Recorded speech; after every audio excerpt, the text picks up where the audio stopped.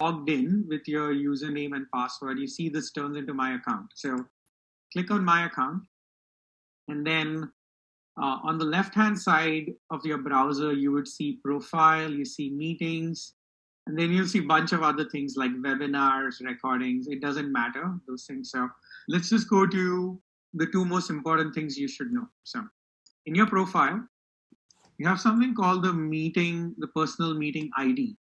And you'll see a link right below that. So think of this as your own phone number, right? This is kind of like your room on the internet, on Zoom.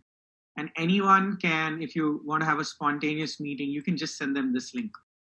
And at that point of time, anyone can just click on that link and start talking to you.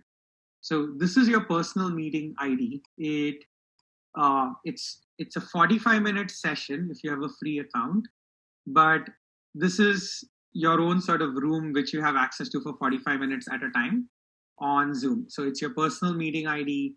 It's not really a meeting that you would think of in its traditional sense. It's not like a calendar invite or a meeting for an event. It's just your own personal room on Zoom.